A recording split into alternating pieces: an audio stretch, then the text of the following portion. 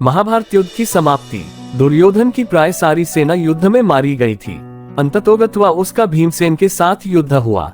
उसने पांडव पक्ष के पैदल आदि बहुत से सैनिकों का वध करके भीमसेन पर धावा किया।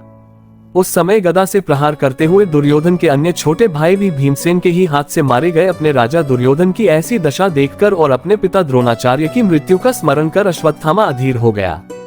छुपकर वह पांडवों के शिविर में पहुंचा और घोर कालरात्रि में कृपाचार्य तथा कृतवर्मा की सहायता से पांडवों के बचे हुए वीर महारथियों को मार डाला।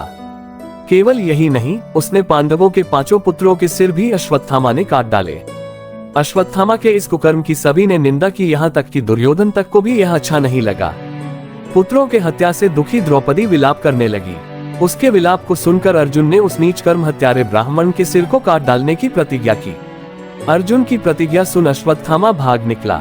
श्री कृष्ण को सारथी बनाकर एवं अपना गांडीव धनुष लेकर अर्जुन ने उसका पीछा किया। अश्वत्थामा को कहीं भी सुरक्षा नहीं मिली तो भय के कारण उसने अर्जुन पर ब्रह्मास्त्र का प्रयोग कर दिया। अश्वत्थामा ब्रह्मास्त्र को चलाना तो जानता था पर उसे लौटाना नहीं जानता था।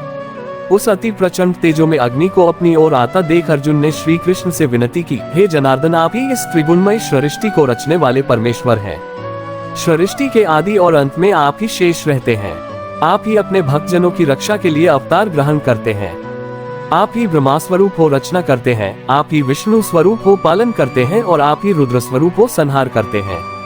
आप ही बताइए कि यह प्रचंड अग्नि मेरी ओर कहां से आ रही है और इससे मेरी रक्षा कैसे होगी। श्री कृष्ण बोले, है अर्जुन, तुम्हारे भय से व्याकुल होकर अश्वत्थामा ने ये ब्रह्मास्त्र तुम पर छोड़ा है।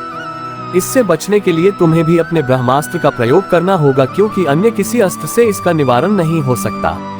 श्री कृष्ण की इस मंत्रणा को सुनकर महारथी अर्जुन ने भी तत्काल आचमन करके अपना ब्रह्मास्त्र छोड़ दिया।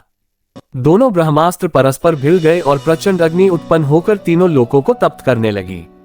उनकी लपटों से सारी प्रजा दग्ध होने लगी। इस विनाश को देखकर अर्जुन ने दोनों ब्रह्मास्त्रों को लौटा कर शांत कर दिया और झपटकर अश्वत्थामा को पकड़कर बांध लिया। श्री कृष्ण बोले, हे अर्जुन धर्मात्मा, सोए हुए, असावधान, मतवाले, पागल, अज्ञानी, प्रथहीन, स्त्री तथा बालक को मारना धर्म के अनुसार वर्जित है। इसने धर्म के विरुद्ध आचरण किया है, सोए हुए निरपराध बालकों की हत्या की है। जीवित रहेगा तो पुनः पाप करेगा। तत्काल इसका वध करके और इसका कटा हुआ सिर द्रौपदी के सामने रखकर अपनी प्रतिज्ञा पूरी करो।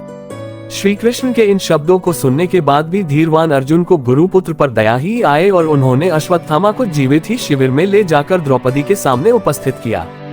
पशु की तरह बंधे हुए गुरुपुत्र को देखकर ममतामयी द्रौपदी का कोमल हृदय पिघल गया। उसने गुरुपुत्र को नमस्कार किया और उसे बंधन मुक्त करने के लिए अर्जुन से कहा, इनके वध करने से मेरे मृत पुत्र लौटकर तो नहीं आ सकते, अतः आप इन्हें मुक्त कर दीजिए। द्रौपदी के इन न्याय तथा धर्मयुक्त वचनों को सुनकर सभी ने उसकी प्रशंसा की, किंतु भीम का क्रोध शांत नहीं हुआ। अर्जुन ने अपनी तलवार से अश्वत्थामा के सिर के केश काट डाले और उसके मस्तक की मणि निकाल ली। मणि निकल जाने से वह श्रीहीन हो गया। श्रीहीन तो वह उसी क्षण हो गया था जब उसने बालकों की हत्या की थी, किंतु केश मुंड जाने और मणि निकल जाने से वह और भी श्रीहीन हो गया और उसका सिर झुक गया। अर्जुन ने उसे उसी अपमानित अवस्था में शिविर से बाहर निकाल दिया। अश्वत्थामा को अपमानित कर शिविर से निकाल देने के पश्चात सारे पांडव अपने स्वजनों को जलदान करने के निमित्त धृतराष्ट्र तथा श्री कृष्णचंद्र को आगे करके अपने वंश की संपूर्ण स्त्रियों के साथ गंगा तट पर गए। उसी समय एक अपूर्व घटना हुई। उन्होंने देखा कि उनकी वधू उत्तरा ने व्याकुल स्वर में कहा कि मुझे बचाओ, मेरी रक्षा करो, आप योग योगेश्वर हैं, देवताओं के भी देवता हैं, संसार की रक्षा करने वाले हैं, आप सर्वशक्तिमान हैं। ये देखिए, प्रज्वलित लोहे का बाण मेरे गर्भ को नष्ट न कर दे। है प्रभु, आप ही मेरी रक्षा करने में समर्थ हैं। ऐसे कातर वचन सुनकर श्री कृष्ण तुरंत रथ से कूद पड़े और बोले कि अश्वत्थामा ने पांडव वंश को नष्ट करने के लिए फिर से ब्रह्मास्त्र का प्रयोग किया है, जिससे उत्तरा का गर्भ अत्यंत जलने लगा, परंतु श्री कृष्ण ने अपने तप से शिशु को पुनर्जीवित कर दिया।